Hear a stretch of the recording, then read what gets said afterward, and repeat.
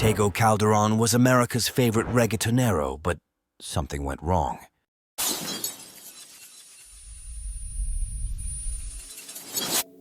They say that you shouldn't try to meet your idols because you could be disappointed, and Tego Calderón at the beginning of the 2000s, in his full musical heyday and being a representative of the Latin American black, had to realize that just because his idols looked like him, it didn't mean who thought like him. As you should know, Tego's musical style was too different for that time, and he received a lot of rejection from the local rap scene in Puerto Rico, something that being Tego you could easily interpret with racism or xenophobia. Tego would find great admiration for rappers like Notorious Big, from whom he inherited the slow rapping style, or as Tego himself calls it, the laid-back style.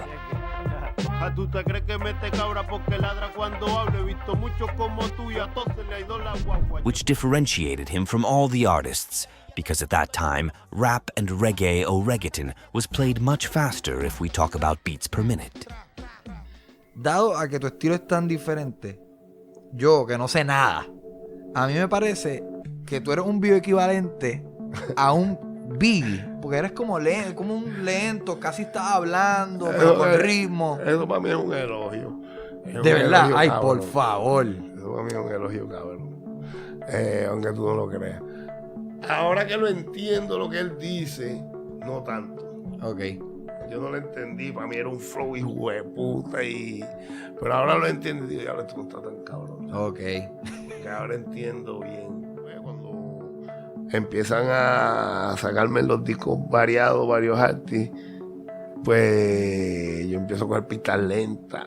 El tiro el estilo mío más para atrás, como el 2000 suerte, para que vendan como pan caliente y no se me duerman con When the album El Abayardi was released in 2002, North American rappers began to sympathize with the reggaeton rapper named Tego Calderón, who rapped laid back and physically looked like the majority of North American rap performers. Media, like the New York Post, called Tego the king of reggaeton, placing him as the face of this urban movement in Spanish that they were just beginning to understand.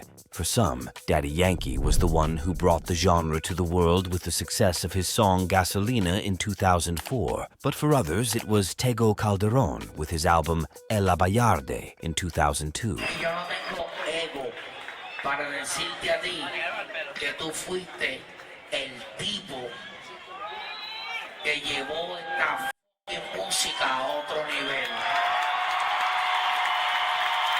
Fuiste tú.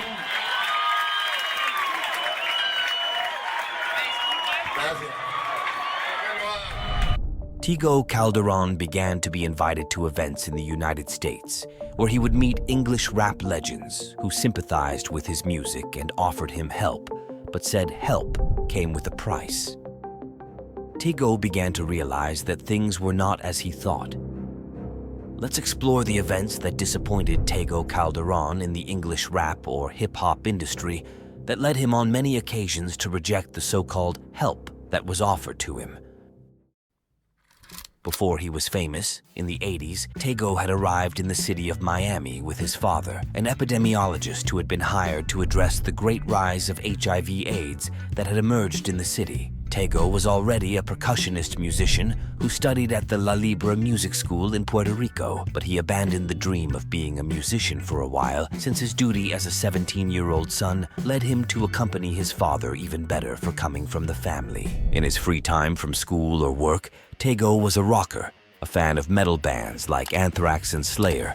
But in fact, it was at one of the band Slayer's concerts in South Beach that he realized that for North American society in the 80s, it was something strange to see a black man at a rock metal concert. The other fans at the event did not look at him favorably, nor did they interact with him. This moment would mark Tego and would push him to start listening to more music from artists like Public Enemy or Sugar Hill Gang, both hip-hop bands that celebrated and represented both Tego's skin color and social status. Tego worked at the defunct North American supermarket chain Woolworths, and there, according to Tego himself, he began stealing all the cassettes that had black artists on the cover. La pasé mal, sí. Ok. Sí, la pasé mal, pero allí me enamoré de rap. Allí me di cuenta en un concierto de Slayer, lo vi allá en South Beach.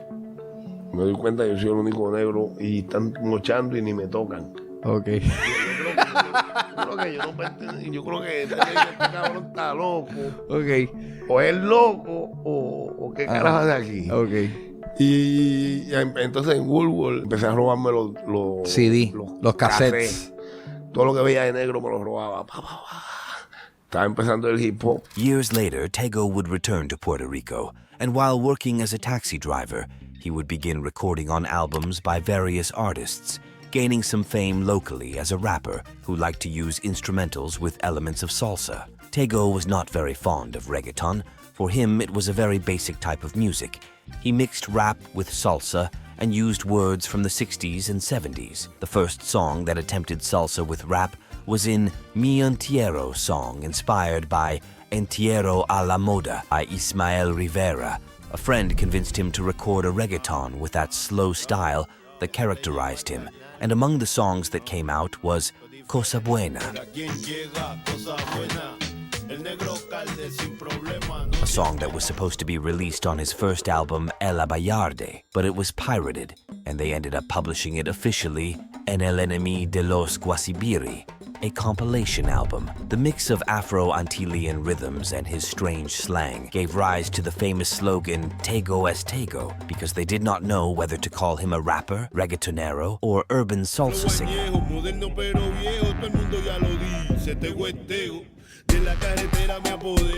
Me acuerdo que Tego llega al party de White Lion cuando Tego ya era La Vallarde. papi, que verdad, Tego Calderón, ¿entiendes, cabrón? Era como ver a Jesucristo. Sí. ¿Entiendes? Literalmente. Cabrón. Juro por Dios, tuve la Tego en esos momentos.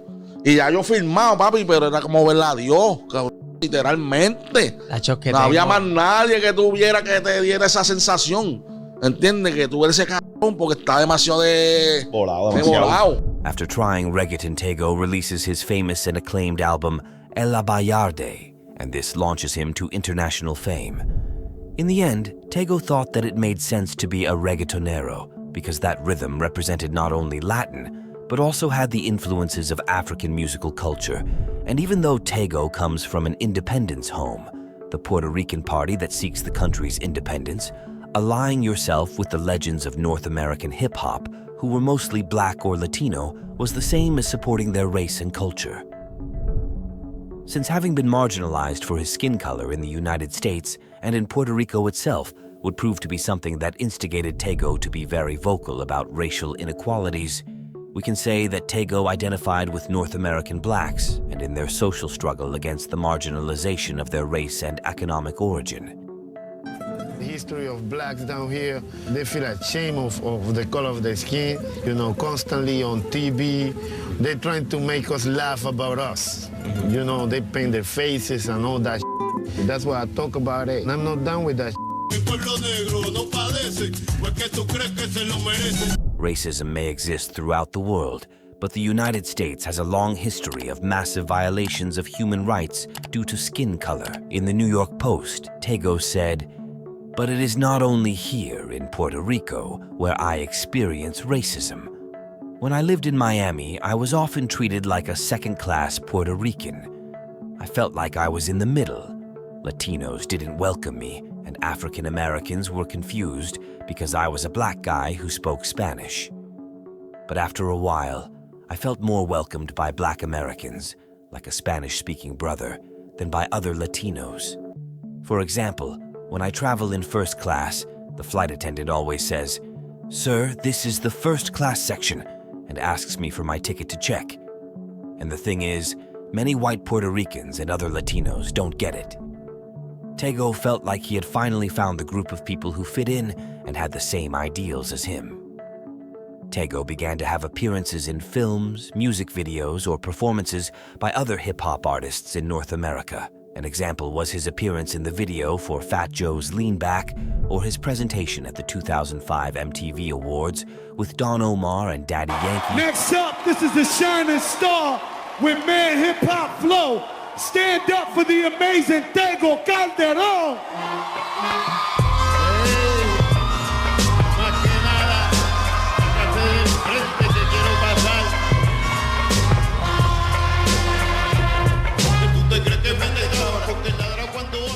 his appearance at the BET with Ja Rule, Fat Joe, Lil Jon, and the Terror Squad. We began to see him wearing ostentatious clothing, just like other American rappers did. Tego became a sensation, the Latin revelation in urban music. Rappers invited him everywhere, wanted to hang out with him, record with him, and sing live with him. Of course, advertising endorsement offers began to reach Tego from all sides. The brands wanted to appeal to the Latin market that Calderón clearly represented. One of the brands that approached was Sean John, the brand of the artist, producer, and businessman P. Diddy, or Puff Daddy. Diddy sought to expand the market and make Latinos aware of his brand through idols like Tego Calderón. While Diddy was negotiating the endorsement with Tego, the news came out that in the factories where Sean John clothing was manufactured in Honduras, human rights violations were committed with the employees who created the famous pieces that everyone used. In the factories, they offered contaminated water to drink to the employees, and they were also subjected to 12-hour shifts and were only paid 24 cents for each piece they sewed, most of which were then sold for over $50 in stores. Furthermore, worst of all, the workers were subjected to routine pregnancy tests, and those who were pregnant were fired. This clearly bothered Tego quite a bit, and he rejected the offer of endorsement, because as someone who knows that his race had to go through slavery and discrimination, he could allow something like that to happen in front of him, and he would stay silent for the sake of having a bigger margin of monetary income. We later learned that it was not just the human rights violations, but also the offer that Diddy had made. Tego Calderón told the New York Post, "I heard about human rights violations in their clothing factories in Central America, but frankly there was more," the artist explained. "He disrespected me. He dissed me with his offer. I just did a $75,000 commercial in Puerto Rico with Nidia Caro. Someone like Puffy could have offered more than $2,000. But again, it wasn't about the money. I didn't let myself be persuaded. It's about principles." Diddy was also trying to buy the Tego endorsement with a fraction of the money, just like he did with the factories in Honduras. We guess Diddy thought Tego is another Latino that we can pay him a fraction of the cost and help multiply the income. $2,000 was Diddy's offer for Tego, but the final amount that Daddy Yankee ended up taking to model the aforementioned Sean John brand sometime later was never known. In fact, Tego commented, "What hurts me the most is that my colleagues accepted the offer to do the advertising campaign, thinking it was a great opportunity. It was about respecting ourselves and what we do." Something that few remember is that sometime later, Residente Calle 13 made a diss track against P. Diddy. In his first album, the song is called PDDD, in which he complained about him for wanting to treat Puerto Ricans as ignorant. Residente, with the issue, supported Tego in his decision and called those who accepted the offer mamones or suckers. Tego placed a lot of emphasis on the value that Latin artists should give themselves. In fact, in 2004, for the song Oye Mi Canto by the half Puerto Rican North American rapper Nor, Tego, he asked him for $50,000 to release a version of the song with his voices, which Daddy Yankee then allegedly did at no cost, and that is why there is a version of Oye Mi Canto with Tego, and the official one that was made into a music video, they replaced Tego with Yankee. But this was not the only thing that disappointed Tego. In 2006, he lived an experience that would change him for life, and he has described in interviews that it marked him, and talked about when he visited Sierra Leone in West Africa to participate in the documentary Bling, A Planet Rock from VH, one alongside different rap figures such as Raekwon from Wu-Tang Clan. This documentary showed the havoc that the purchase of diamonds was causing in that country's civil war. After the trip, in an interview, he said, "Sierra Leone changed my life," explained the artist, who does not censor people who wear those jewelry. "The people of Sierra Leone don't want us to stop buying diamonds because then they don't eat." What I learned is that there is a modern slavery where those who are looking for diamonds do not know the value of what they are finding and are being scammed.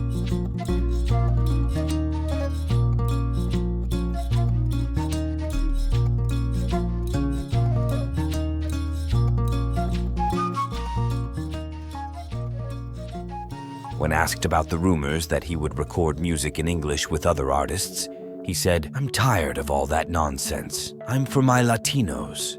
My next collaboration has to be with a Juan Luis Guerra or a Ruben Blades." There are people who said they were not Puerto Ricans, and now they are Puerto Ricans.